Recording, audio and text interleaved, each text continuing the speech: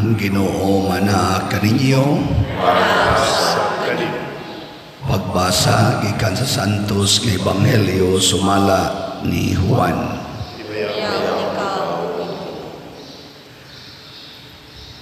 Sa Jesus mingon ngadto sa mga Hudiyo, ang akong amahan nagbuhat hangtod karon ug ako usab nagbuhat. Tungod niini misamot hinuon ang tinguha sa mga kadagkuan sa mga Hudiyo sa pagpatay kaniya.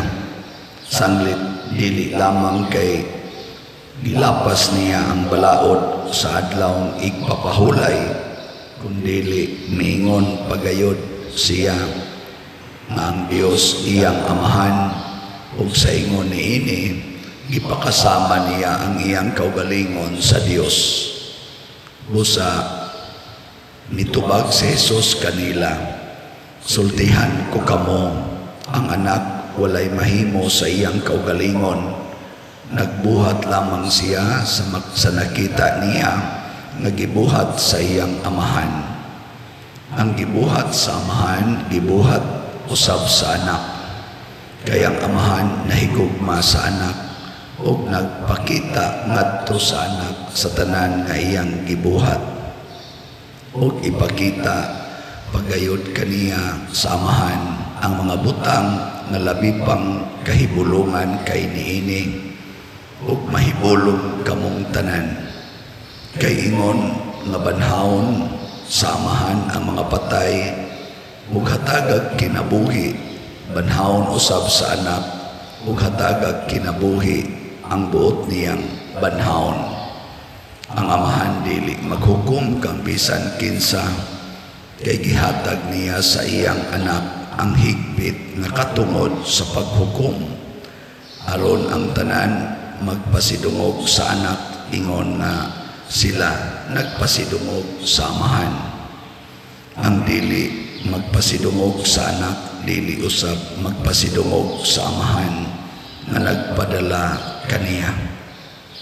Sultihan ko kamo, ang mamati sa akong gisulti ug mutuo kaniya nga nagpadala kanako may kinabuhing dayon. Siya dili silutan, kay nakalatas naman siya gikan sa kamatayon ngadto sa kinabuhi.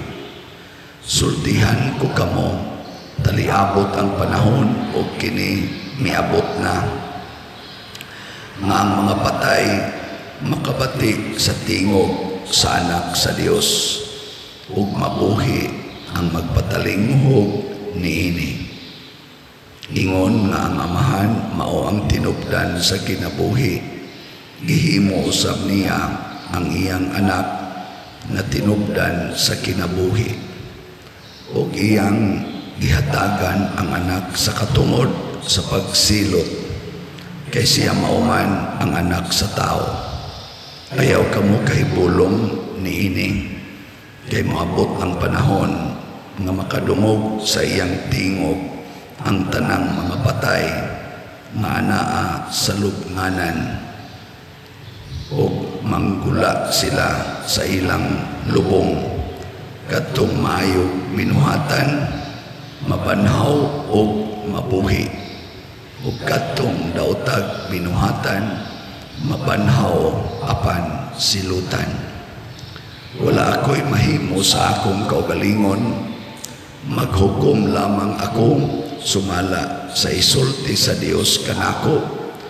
Busa ang akong hukom matarong, kay wala man ako magtinguha pagbuhat sa akong kabubuton, kundili sa kabubuton sa nagpadala kanako. Ang Ebanghelyo sa Ginoo. Dayon ikaw, O Kristo. Kanang tao nga hapit na mamatay, mag-anam og kalawom ang tingog. So ako na laning dawaton nga murag dol-dol na gini mamatay. Unya nindot man sa nang gisulti ni Kristo nga basta maayo na mo binuhatan, matay man tuod, pero mo banhaw pagbalik aron magpuyo sa kinabuhing dayon. Niya kadto kunong bati o binuhatan, iyawan-on o binuhatan, mabanhaw aron silutan. Sige, lingiyay mong tupad. Ingnaw sa maron imong binuhatan, bati o iyawan-on o Diyos nun. O na, mabitang ningon ko nga, daghan kay diha, nga nindot og tingog, wa mapagaw, pero gigamit sa pagpanglibab, gigamit sa pagpangasaba, gigamit sa pagpangaway, gigamit sa pagdaot sa ilang isig katao. O nang ako pasalamat sa Ginoo nga ang akong tingog kasagaran gigamit sa pagsangyaw sa maing balita. Mauning napagaw kay way hunong-hunong ang mga appointments, siging recollection. Niya karon na bang adlaw na ako'y duha ka recollections. Ambot di ba ka ni makancel? Di man makaya ang tingog. Siunan ka magsulti ko gikan alas 9 hangtod alas 5 sa hapon. Sa inyong paminaw, na pa ni ikabuga? Na patyon na ni niya.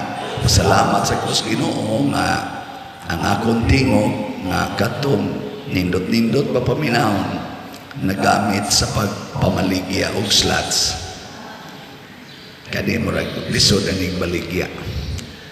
Gamay para mataghalin. Ito tong halin dire.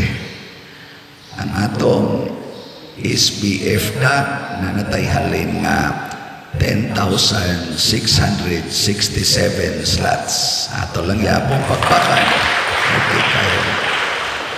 Niya ang atong JPHJ natag 100 per slot para sa atong fiesta na natay halin nga 4,915 ka slots. Pagpakya po.